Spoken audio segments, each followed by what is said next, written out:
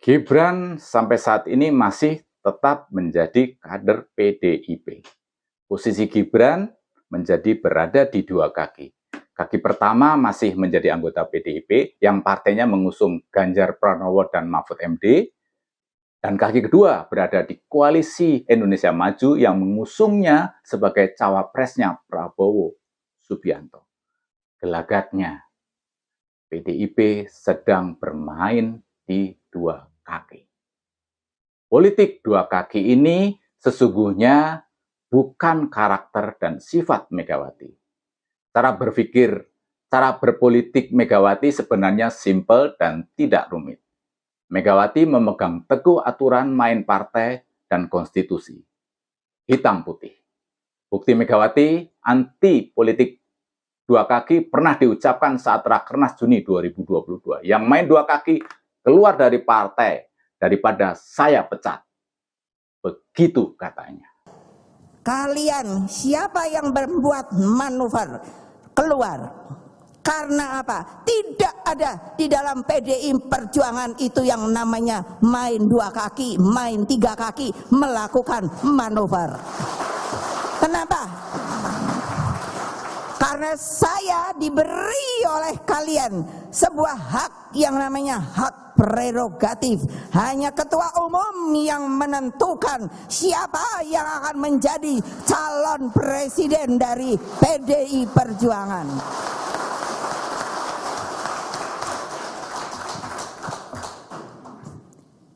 Ingat loh, lebih baik keluar deh. Lebih baik keluar deh daripada saya pecati loh kamu. Diduga ancaman itu ditujukan dan diarahkan ke Ganjar Pranowo. Karena setahun yang lalu Ganjar sudah masuk radar survei 3 besar capres. Tetapi PDIP belum juga mengarahkan telunjuknya ke Ganjar. Sedangkan Partai Nasdem saat itu memasukkan Ganjar bersama Anies dan Andika Perkasa sebagai kandidat capres Nasdem. Mengacu pengalaman sebelumnya, Megawati memang tidak suka kadernya dicapreskan partai lain. Tepatnya, tidak suka partai lain mendahului mendeklarasikan kadernya sebagai capres di Pilpres 2019. Nasdem mencapreskan Jokowi lebih dulu dibanding PDIP. Mungkin hal ini membuat Megawati merasa dilangkai. Ketersinggungan itu wajar karena Megawati menjadi penguasa tunggal di partainya. Dalam kasus Gibran ini sepertinya Megawati sedang berpikir ulang. Sikap tegas kadernya bermain di dua kaki apakah serta-merta keluar dan dipecat dari partai? Dalam kasus Gibran sepertinya Megawati memperlakukan hal yang berbeda. Dan sementara elit partai sudah berkomentar panjang lebar soal Gibran ini. Misalnya, Komarudin Watubun mengatakan secara de facto Gibran sudah bukan anggota partai PDIP lagi.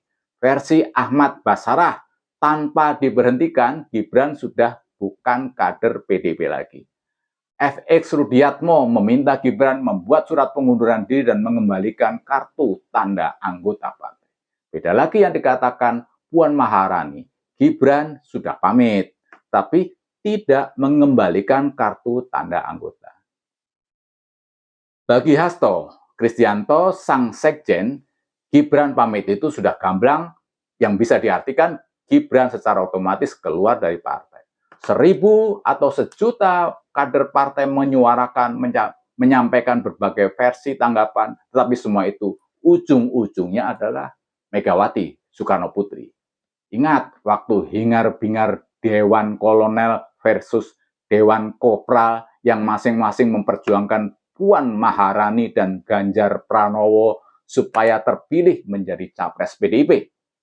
Hingar-bingar itu pun mereda setelah Megawati, si ibu banteng itu menunjuk Ganjar sebagai capres Partai Banteng. Dan soal Gibran, dari semua pendapat dan komentar para elit yang sebenarnya paling bisa dipakai sebagai pegangan adalah pendapat Puan Maharani, yaitu sudah pamit tetapi tidak mengembalikan KTK.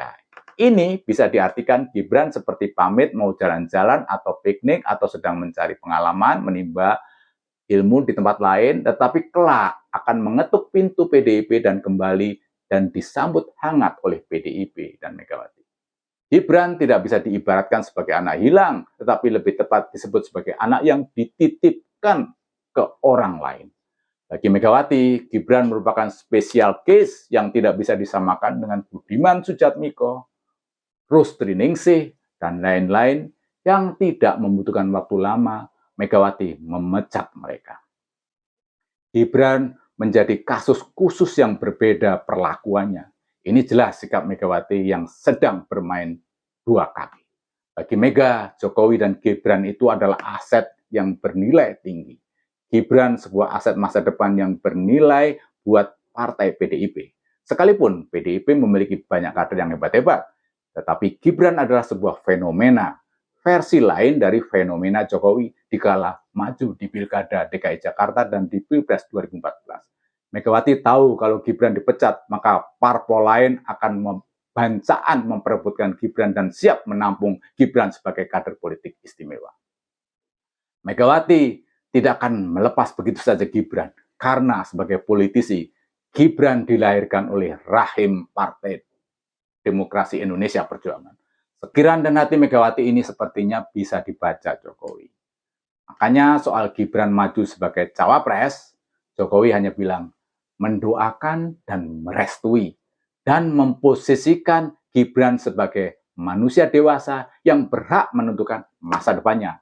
Dan sampai saat ini, sampai detik ini, sekalipun Gibran bikin ontran-ontran kegaduhan, membuat panas dingin sekujur partai PDIP, Jokowi juga tidak keluar dari partai yang membesarkannya itu. Jokowi tetap tenang-tenang saja dan tetap stay di PDIP. Mau dibilang pengkhianat, mau dibilang melanggengkan politik dinasti, bahkan mulai ada ancaman impeachment karena ada dugaan unsur nepotisme di keputusan MK, yaitu sang paman telah meloloskan Gibran menjadi cawapres.